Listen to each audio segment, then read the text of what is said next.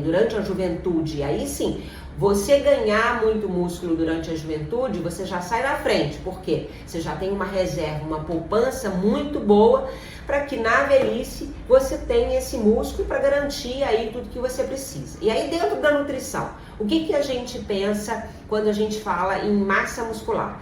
O primeiro ponto que é fundamental, obviamente, é o consumo de proteínas, né? Só que ela não vem sozinha. Então, primeiro, o que são as proteínas, né? Proteínas são alimentos principalmente provenientes de animais, né? Então, eu tô falando de carne de frango, peixe, ovos, os leites e os derivados, leite, queijo, iogurte, requeijão, tudo isso são alimentos muito ricos em proteínas e alimentos vegetais também têm proteína. Quais são eles? As leguminosas. Então, quando eu falo em leguminosa, não é só feijão, que é o grande prato aí do brasileiro, mas eu tô falando de feijão, grão de bico, soja, ervilha, né?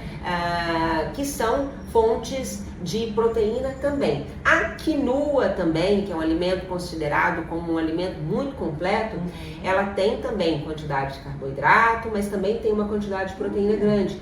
Então é um alimento muito importante para a gente consumir aí dentro da alimentação, colocar dentro do seu cardápio, para que faça parte da sua alimentação.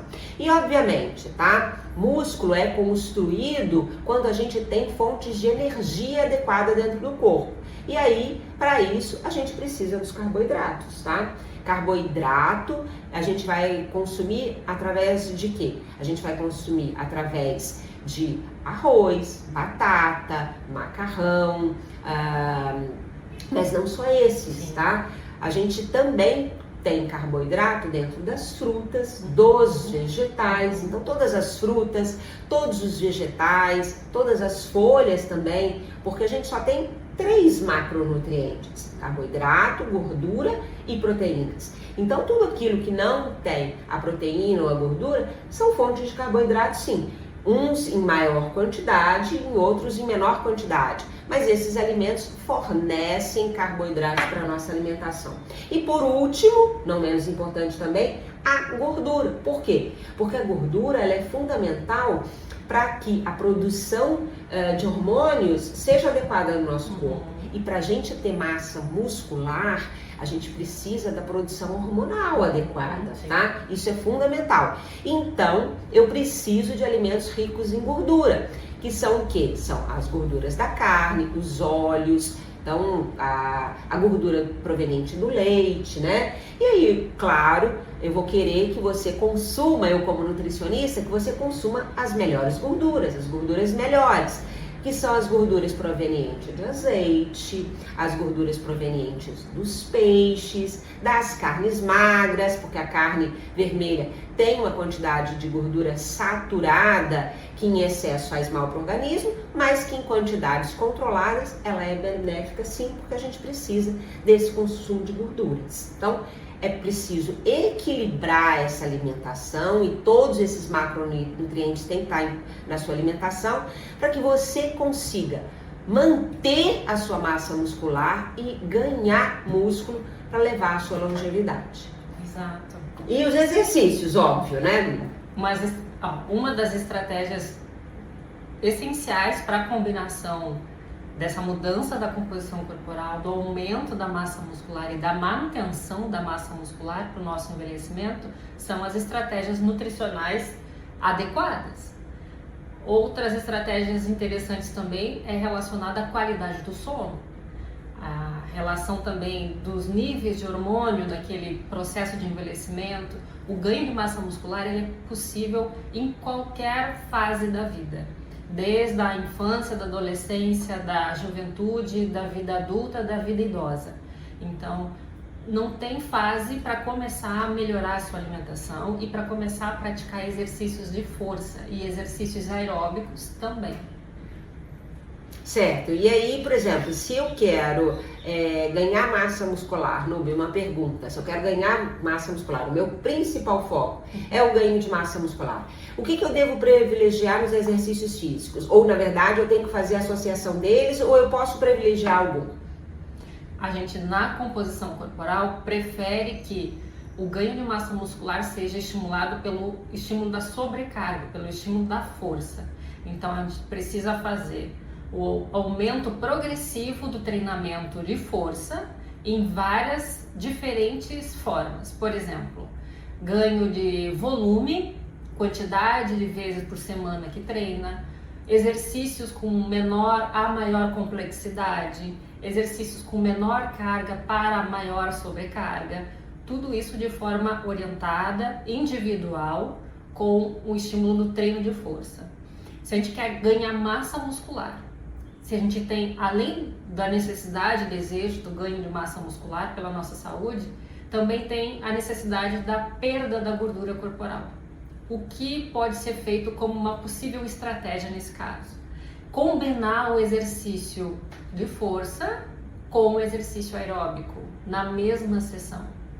É uma das estratégias que são possíveis dentro do programa de treinamento para objetivo, primeiro, mudança da composição corporal. Primeiro precisa emagrecer para ganhar mais massa muscular a médio e longo prazo, em consistência, em melhora da atividade física, em nível semanal. Começa pequeno, começa aos poucos, começa com uma dose menor diária, semanal também, e aos poucos vai ganhando condicionamento físico, disposição e energia vital através da alimentação, unida, né, nas propostas de intervenção do treinamento físico, para que essa pessoa faça a mudança do seu corpo, do seu metabolismo, melhorando então o gasto calórico. Então o organismo fica mais acelerado, mais funcional, falando o quanto o organismo utiliza a gordura como fonte de energia para a contração muscular. Então o músculo utiliza a gordura como fonte de energia para a perda de peso nessas estratégias combinadas.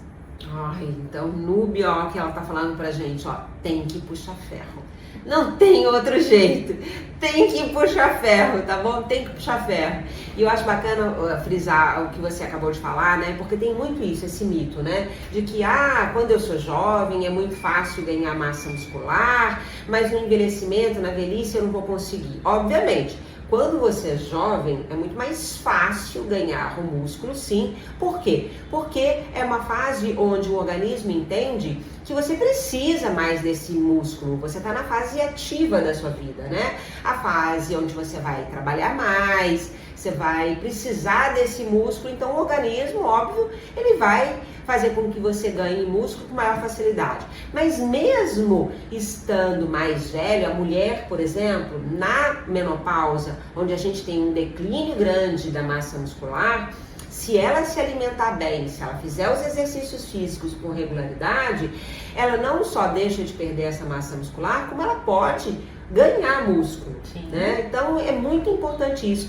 E outra coisa é justamente a pessoa achar que é tarde demais para começar, né? Então, nunca fui, porque como eu falei, né? Se eu tenho uma poupança muscular aí armazenada, ótimo para mim, eu já saio na frente.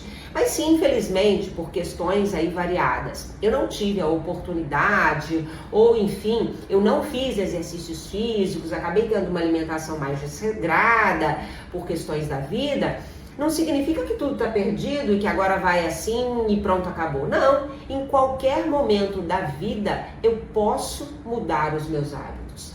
Então, se hoje eu tenho 50 anos, 60 anos de idade e eu resolvo que eu vou me alimentar melhor, que eu vou fazer exercícios físicos diariamente, com certeza eu vou ganhar anos de vida e vou ganhar qualidade nesses anos de vida. Então nunca é tarde para a gente começar, pelo contrário.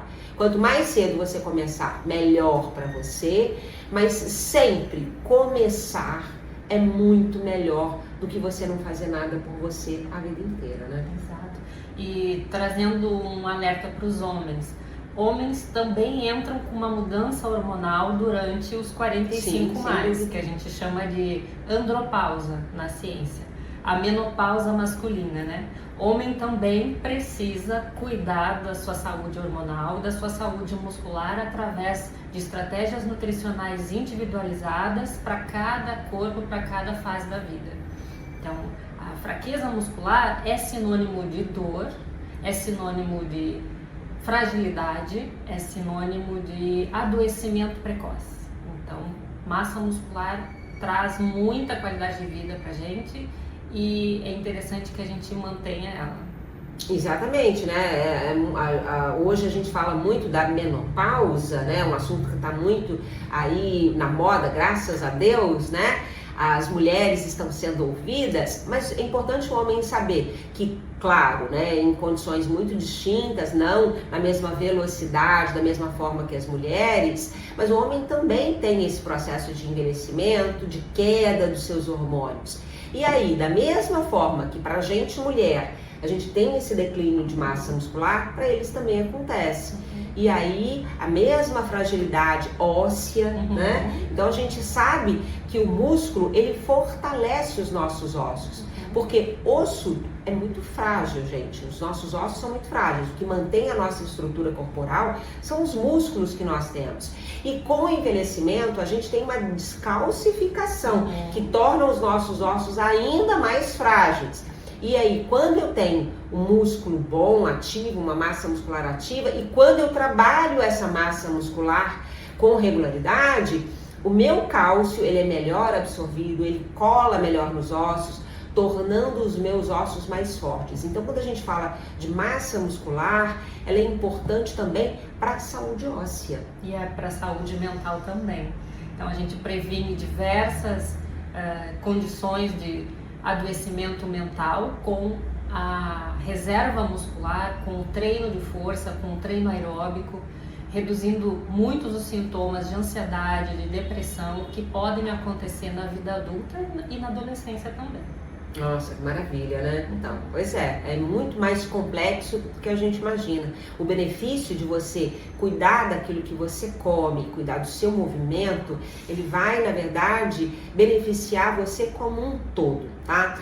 E aí eu queria deixar uma mensagem final, tá? Eu queria que a Núbia também deixasse, porque eu acho que assim, as pessoas pensam, o que eu preciso fazer? Começar a fazer agora. O que agora? Eu tô começando agora, independente de quantos anos você tenha, né? Então, começar com o quê? Parte alimentar, né? Escolha proteínas, fracione essas proteínas ao longo do dia, porque muito erro que eu vejo, a pessoa pensa, vou comer bastante carne, ou bastante frango, ou bastante peixe agora na hora do almoço, e tá tudo ótimo, tá tudo garantido. Não, o nosso organismo não consegue absorver uma quantidade de proteína grande numa única refeição. Nosso corpo mudou muito durante a evolução, né? Nós não somos mais lá aqueles caçadores. Então, as nossas enzimas digestórias hoje estão diferentes. Eu preciso fracionar essa ingestão proteica. Então faça o seguinte, no café da manhã inclua uma proteína na sua alimentação. Proteína essa que pode ser, por exemplo, ovos, né? Ovos mexidos, ovos cozidos, um ovo quente, do jeito que você gostar. Coma também na hora do almoço, preferencialmente proteínas mais magras. Prefira o frango e o peixe rico em ômega 3, que é uma gordura também muito boa. E coma a carne vermelha, que também é muito saudável, traz nutrientes importantes, mas não diariamente, em quantidades limitadas, né? À tarde, se você conseguir incluir aí um lanche proteico, que pode ser uma proteína proveniente, por exemplo, de um iogurte, de um queijo, um tofu, um queijo vegetal, uma proteína também vegetal extraída da ervilha, iogurtes vegetais, enfim, aquilo que tiver dentro também da sua prescrição alimentar, mas inclua uma proteína nessa parte da tarde e à noite também, tá? À noite, faça ou um lanche ou um jantar que tenha proteína, pode ser um omelete, pode ser também um frango desfiado ali junto com uma tapioca, né? E também, obviamente, como eu falei, não esquecer das proteínas vegetais. no feijão, na soja, no grão de bico, na ervilha, na lentilha. Então uma sopa de lentilha à noite, olha que delícia, com franguinho desfiado. Então faça essa distribuição proteica. E, obviamente, coma bastante verdura, bastante legumes, bastante frutas. Você vai estar ingerindo aí a quantidade de carboidrato para você equilibrar isso tudo. E a gordura proveniente também nas proteínas e no azeite que você vai temperar essa salada. Assim, você vai estar se alimentando bem para garantir o ganho de massa muscular. E exercício? Bom, para combinar essas estratégias alimentares para ganho e manutenção da massa muscular, eu trago 2 pontos importantes que é muito comum o erro hoje em dia, que é o jejum para treinamento físico, e um outro erro comum é a falta de hidratação adequada durante o dia. A gente precisa consumir água suficiente, dependendo de como que é o nosso condicionamento físico, o nosso nível de treinamento físico, o esforço que a gente vai se expor, a hidratação adequada para cada pessoa, antes do treino, durante o treino ou pós-treino e ao longo do dia, que também não vai interferir numa ida ao banheiro durante o horário do sono, à noite, que vai interromper o nosso sono, que vai fracionar o nosso sono. Consumir muita água no final do dia interfere no sono, então a pessoa não dormindo bem, ela também não tem ganho de massa muscular. Tem um ponto bem importante interconectado aqui.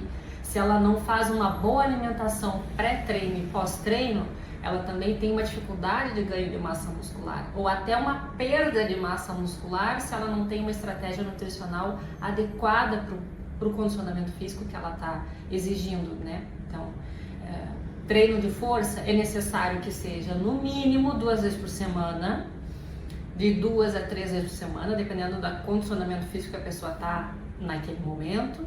Treinamento aeróbico de 3 a 5 vezes por semana. Pode ser atividades variadas, não necessariamente dentro do ambiente de academia, a gente pode treinar de outras formas, outros estímulos, outros ambientes, todos são bem-vindos para que a gente tenha a consistência do estímulo, da contração muscular, para que a gente ganhe massa muscular.